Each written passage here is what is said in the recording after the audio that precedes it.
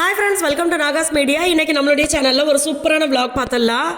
நான் பார்த்தீங்கன்னா எங்களுடைய புனிதம்மா காலேஜில் இருக்க தஞ்சாவூர் பாரத் காலேஜ் அங்கே இருக்கோம். ஒரு முக்கியமான விஷயமா இங்கே வந்திருந்தோம். போன உடனே பார்த்தீங்கன்னா எங்களுக்கு அதான் நான் எப்போவுமே எல்லா வீடியோலையும் சொல்கிற மாதிரி எந்த டென்ஷனாக இருந்தாலும் ஃபஸ்ட்டு எனக்கு புனிதம்மா பேச்சு கேட்டோம்னா அதில் ஒரு தைரியம் வந்துடும். இதெல்லாம் ஈஸியாக கடந்துடலாம் அப்படின்னு சொல்லிட்டு அது மாதிரி அம்மா கிட்ட கொஞ்ச நேரம் பேசிகிட்டு இருந்தோம். நிறைய விஷயங்கள் ஷேர் பண்ணாங்க. இப்போ இந்த விஷயத்துக்கு அப்புறமா அடுத்து உங்களுக்கு அதுவும் காட்டுற ஒரு முக்கியமான விஷயம் சொல்லியிருக்காங்க. ஆக்சுவலாக பார்த்தீங்கன்னாக்க நான் ஒரு கோல்டு மெடல் வாங்கியிருக்கோம் அப்படின்னு சொல்கிறத விட எனக்கு நீ நடந்த ஒரு இன்சிடென்ட் பார்த்தீங்கன்னா ஒரு 1000 கோல்டு மெடலுக்கு சமமானதாக இருந்தது எனக்கு. ஏன்னா நான் அபிகிட்ட அடிக்கடி சொல்லிகிட்டு இருப்பேன், அப்போ எங்கள் காலேஜில் ஃபங்க்ஷன்லாம் நடக்குது, நிறையா பேர் நிறைய விஷயங்கள் பேசுகிறாங்க, எனக்கு இதே காலேஜில் மைக்கை பிடிச்சி நான் ஒரு செமினார் கொடுக்கணும்ப்பா, அது எனக்கு ரொம்ப நாள் ஆசைப்பான்னு சொல்லி அபிகிட்ட சொல்லிகிட்டே இருப்பேன். அபி என்ன சொல்ல பூரா அதுக்கான காலம் வரும், கண்டிப்பாக வெயிட் பண்ணுன்னு சொல்லுவாப்புல. பட் என்னென்னா எங்களோட சித்தி அதை ரொம்ப நேரம் மனசில் நினச்சிட்டே இருந்திருக்காங்க. 2 பேரும் கூப்பிட்டு இங்கே பேச வைக்கணும், மேடையில் உட்கார வச்சு இவங்க மற்றவங்களுக்கு ஒரு செமினார் எடுக்க வைக்கணும், அவங்க ரொம்ப நாளாக நினச்சிட்டு இருந்திருக்காங்க. ஸோ அதுக்கான விஷயம் நேற்று திடீர்னு நடந்தோன்னே எனக்கு ரொம்ப ஹாப்பி. நைட்டெல்லாம் காலுக்கு எல்லாம் புரியலை. நான் ஃபோன் அடிச்சு எங்கள் சித்திகிட்ட கேட்குறேன், சித்தி மறுநாள் எத்தனை மணிக்கு வரணும் சித்தி சொல்லுங்கன்னு சொல்லி திருப்பி ஃபோன் அடிக்கிறேன். அவங்க காலைல இந்த டயத்துக்கு வந்திருப்பா அப்படிங்கிறாங்க. ஸோ அதை ஆர்கனைஸ் பண்ண ஆம்ப்ரோ சாருக்கும் கால் பண்ணுறேன், சார் என்ன சார் இன்விடேஷன் சென்ட் பண்ணுறேன் நீங்கள் அப்படின்னா, சாரி சார் நான் மறந்துட்டேன் அப்படி சொல்லி ஒரு பரபரப்பாக போயிட்டுருக்கு. மறுநாள் காலைல அங்கே போனேன்னா எனக்கு கையும் புரியலை காலும் புரியலை. ஏன்னா நிறையா இடத்துல நம்ம செமினார் எடுத்திருக்கோம். பட் என்னென்னா நான் படித்த அதே காலேஜில் நான் போய் செமினார் எடுக்கிறேன் எனக்கு மிகப்பெரிய ஒரு சந்தோஷமாக இருந்தது எனக்கு. ஆமாம், அதே மாதிரி பார்த்தீங்கன்னா எனக்குமே ரொம்ப சந்தோஷமாக இருந்துச்சு. ஏன்னா அங்கே அத்தனை பிள்ளைங்க நிறைய ஸ்டூடெண்ட்ஸ் இருந்தாங்க. அவங்களுக்கு நிறைய விஷயங்கள் சொல்லிவிட்டு அதுக்கப்புறமா பார்த்தீங்கன்னா அங்கே நிறைய காம்படிஷனில் நடந்துச்சு. ஸோ அவங்க எல்லாருக்குமே கிஃப்ட் கொடுத்தோம். இதோட எனக்கு என்ன பெரிய சந்தோஷம் அப்படின்னா எங்கள் புனித அம்மாவுக்கு நான் கிஃப்ட் கொடுத்தேன். ஆமாம், அது சித்தி தான் எல்லாருக்கும் கிஃப்ட் கொடுப்பாங்க, எல்லாரும் பரிசு கொடுப்பாங்க. ஸோ முதல்ல அவங்களுக்கு ஒரு கிஃப்ட் பரிசு கொடுக்கறதுக்கான ஒரு பாக்கியத்தை சித்தி ஏற்படுத்தி கொடுத்தது ரொம்ப சந்தோஷமாக இருந்தது எனக்கு அபிக்கும்.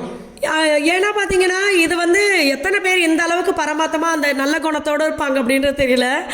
ஏன்னா ஃபஸ்ட்டு பார்த்தீங்கன்னா அம்மா சொல்கிறதே யாரை மீட் பண்ணாலுமே அவங்க முன்னாடி அம்மா சொல்கிறது லவ் பண்ணி இந்த அளவுக்கு சக்ஸஸ்ஃபுல்லாக வாழ்க்கையை கொண்டு வந்திருக்காங்க அப்படின்னு சொல்லி பெருமையாக நிறைய விஷயங்கள் சொல்லுவாங்க. இது நம்ம சப்ஸ்கிரைபர் ஃப்ரெண்ட்ஸ்க்கே நான் எப்போவுமே சொல்கிறது, ஒருத்தவங்க நல்லா இருக்கணும்னு நினைக்கிறதுக்கும் ஒருத்தவங்களை அவங்க முன்னாடியே பாராட்டுறதுக்குமே நிறைய நல்ல குணம் வேணும் அப்படின்னு சொல்லிட்டு எங்கள் புனிதம்மா கிட்ட அதை எப்போவுமே நாங்கள் பார்ப்போம். அதே மாதிரி பார்த்தீங்கன்னா அம்மா கையால் கிஃப்ட் வாங்குறது எல்லாருக்குமே பெரிய சந்தோஷமாக இருக்கும். பட் அம்மா என்கிட்ட நேற்று சொன்னாங்க, எனக்கு இந்த மாதிரி உங்களை உட்கார வச்சு நான் இங்கே உட்காந்து பார்க்கணும் அப்படின்னு ஆசைப்பா எனக்கு அப்படி சொல்லி. அது எங்களுக்கு பெரிய சந்தோஷமாக இருந்துச்சு. ஏன்னா எங்களோட வளர்ச்சியில் அம்மா எவ்வளோ சந்தோஷப்படுறாங்க.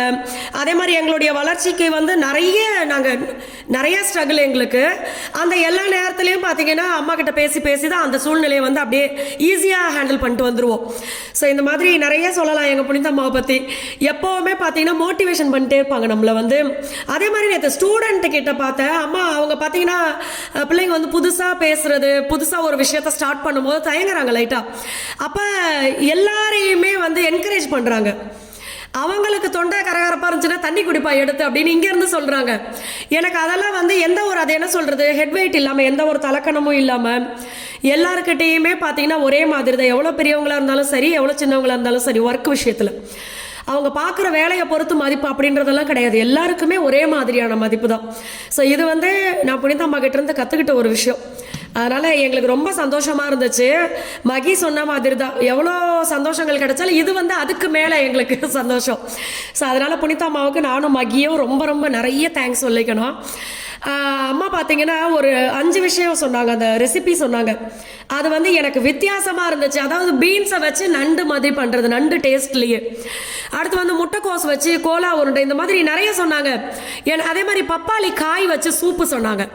இது எல்லாமே பார்த்தீங்கன்னா எனக்கு வித்தியாசமாக இருந்துச்சு. ஆஹா, இதை கண்டிப்பாக நம்ம சேனலில் எடுத்தே ஆகணும் அப்படின்னு சொல்லி. ஏன்னா அம்மா பார்த்தீங்கன்னா எப்போவுமே ஹெல்த்தியாக சமைப்பாங்க. அவங்க செய்கிற விஷயங்கள் விறகடுப்பு தான். இப்பயுமே விறகடுப்பில் சமைச்சு சாப்பிட்றதுக்குன்னே அவங்க ஒரு ரூமே வச்சுருக்காங்க அவங்களோட வீட்டு சைடில். ஸோ இந்த மாதிரி நிறைய விஷயங்கள் இருக்குது. அங்கே பாருங்க, அம்மாவுக்கும் ரொம்ப சந்தோஷம், எனக்கு செம்ம சந்தோஷம். எனக்கு அது எப்படி சொல்கிறதுனே தெரியல எனக்கு அவங்களுக்கு கிஃப்ட் கொடுக்கும்போது. அதனால எனக்கு ரொம்ப சந்தோஷமாக இருந்துச்சு. அம்மா தான் இதுக்கு காரணமே. ஸோ அதனால் இதை பார்க்கும்போது எனக்கே வெக்கமாக வருது.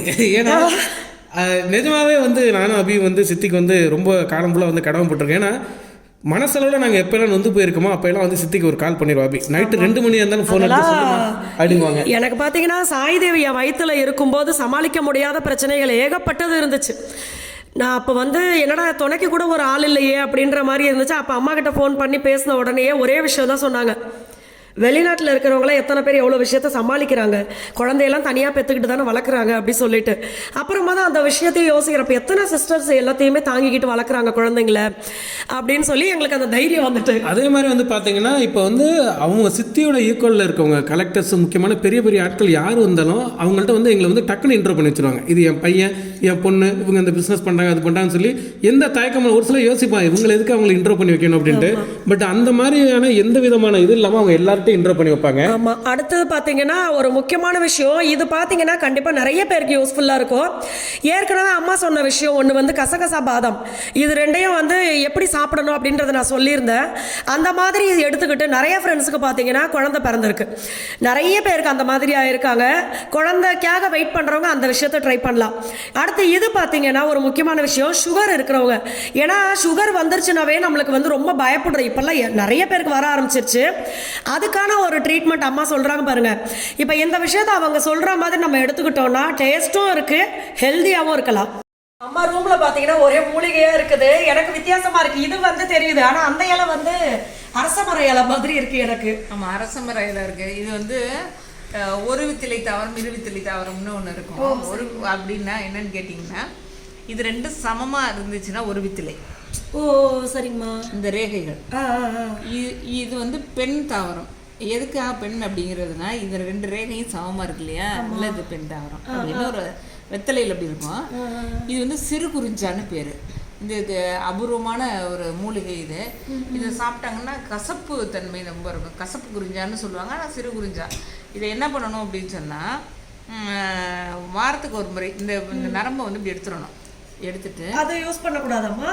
ஆமாம், எல்லாத்துலேயுமே வெத்தலை அப்படி சொல்கிறாங்க, நரம்பை எடுக்கிறேன் பாரு அப்படிம்பாங்கல்ல, நரம்பை எடுக்கிறேன்னா அதோட அதனால் இந்த நரம்பை எடுத்துட்டு, இது சின்னதாக இருக்கிறதுனால இந்த இது தேவையில்லை.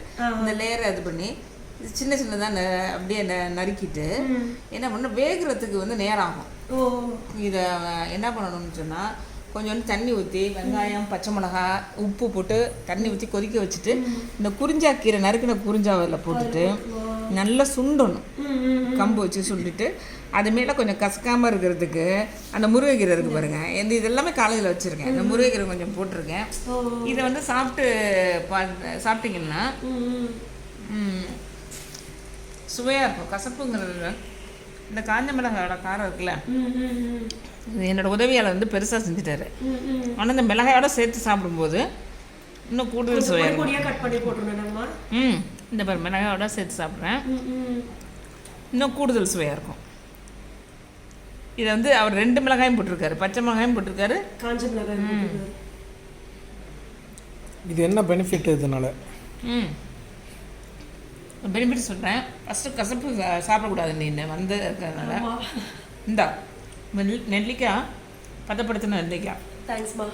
ஃபஸ்ட்டு கசப்பு சாப்பிடக்கூடாது, அதனால அம்மா இனிப்பு கொடுத்துட்டாங்க. ஃபஸ்ட்டு சாப்பிடு. இந்த மயசா உனக்கு கொடுத்துட்டு என் பையனுக்கு கொடுக்காம இருக்கக்கூடாது. நன்றி. இந்தா இது சாப்பிட்டு பாரு, நீ எடுத்து சாப்பிட்டு பாரு, என்ன நன்மை இருந்ததுன்னு சொல்கிறேன். இவர் வேற கசப்பு கசப்பு சொல்லி அதுவே தோணுது. கசகா சாப்பிட நல்ல டேஸ்ட்டாக இருக்குது. நல்லா இருக்குமா? டேஸ்ட்டாக இருக்கா? ரொம்ப கசப்புலாம் இல்லை, நல்லா இருக்கு. முருங்கைக்கீரை சேர்ந்து சாப்பிடும்போது சூப்பராக இருக்கு. என்னென்னா, நீரிழிவு நோய் உள்ளவங்க வாரத்தில் ஒரு நாள் எடுத்துக்கிட்டா அந்த நீரிழிவு நோய் குணமாகும். சுத்தமாக சரியாயிடுமா? சுத்தமாக சரியாயிடும். இப்போ சக்கரை வியாதி வராம இருக்கணும்னு நம்ம முன்னாடியே ப்ரிவென்ட் பண்ணிக்கிறோம்லமா, அப்பயே சாப்பிடக்கூடாது. ஐயா சாப்பிடக்கூடாதா? நான் நினைச்சேன் ஏன்னா விவேக் ஜோக் மாதிரி ஆயிடும். எனக்கு சளி பிடிக்கலங்க அப்படின்னா இதை சாப்பிட்டு சளி பிடிக்கும், அது சாப்பிட்டதுக்கு அப்புறம் சளி பிடிக்காது அப்படின்னு. நோய் வராமல் எதுவுமே செய்யக்கூடாது. இது இருக்குன்னு தெரிஞ்சுக்கிட்டா சர்க்கரையோட அளவு கூடுதலாக இருந்துச்சுன்னா அது குறையும். ஆனால் நீரிழிவு நோய் இல்லாமல் சாப்பிடலாமான்னு கேட்டால் சாப்பிடலாம்னா விரத நாட்களில் சாப்பிடலாம். விரத நாட்களில் எதுக்கு சாப்பிடணுன்னா, ரொம்ப நேரம் பட்டினியாக இருந்திருப்போம். பட்டினியாக இருக்கும்போது சர்க்கரையோட அதாவது அளவு குறைஞ்சிருக்கும். இதுவும் சேர்த்து அந்த அளவு சர்க்கரையும் அளவும் குறையும். ரொம்ப டயர்டாக இருக்குங்க. ஏன் விரத நாட்களில் சாப்பிட்ணுன்னா இன்னும் கூடுதல் சிறப்பு. மருந்து மாத்திரை எந்த மாத்திரை மருந்து எடுத்துக்கானோ இந்த குறிஞ்சா கீரை சாப்பிட்டா மாத்திரையோட வீரியம் குறைஞ்சிடும். அதனால தான் அதை வந்து விரத நாட்களில் 15 நாளைக்கு ஒரு முறை, வாரத்துக்கு ஒரு முறை, அமாவாசை இது மாதிரி நாட்களில் வந்து கசப்பு காய்கள், அகத்திக்கீரை இதெல்லாம் சேர்க்கறது வந்து இதுக்காக தான். ஏன்னா இதெல்லாம் தினந்தோறும் மருந்து மாத்திரை எடுத்துக்கிறவங்களுக்கு அந்த மருந்தோட தன்மை வீரியம் குறைச்சிரும். அந்த அளவுக்கு இந்த பச்சை இலையில இருக்கு.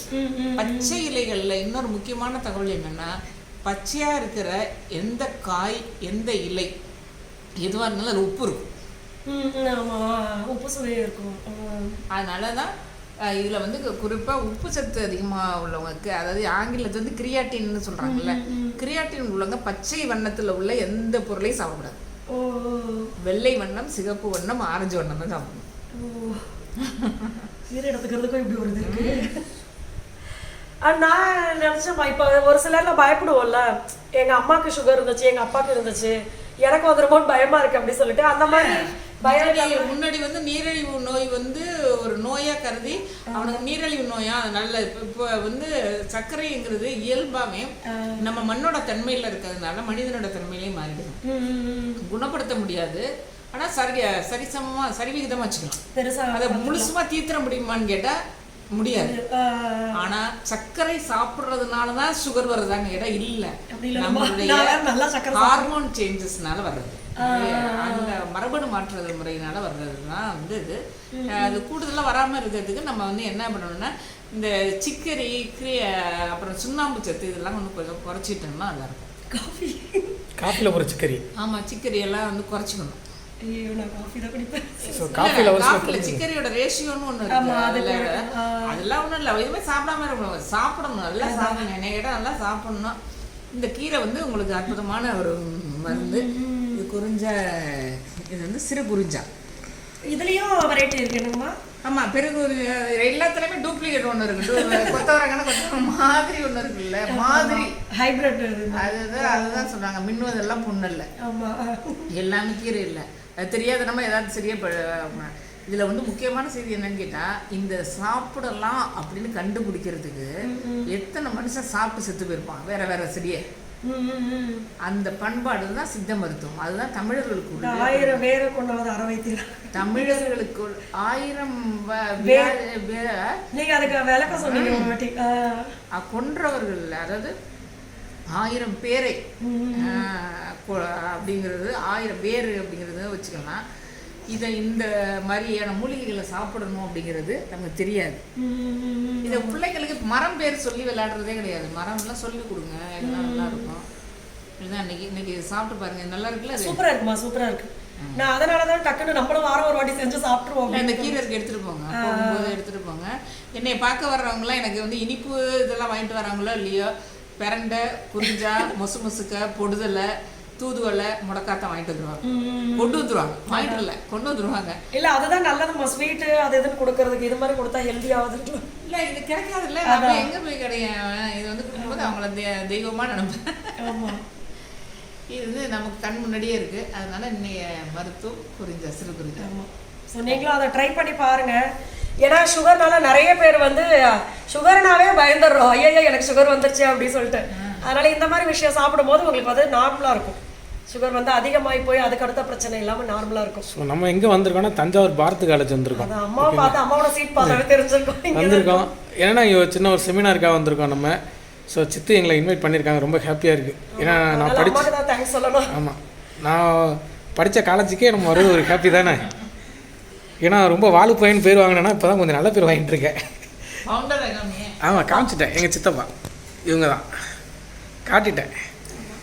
ஸோ சித்தியோட வீடியோ போடுறேன், பார்த்துட்டு சொல்லுங்கள் எல்லோரும். ஓகேங்களா? ரொம்ப முக்கியமான தகவல் இது. ஓகேங்களா? நன்றி நன்றி.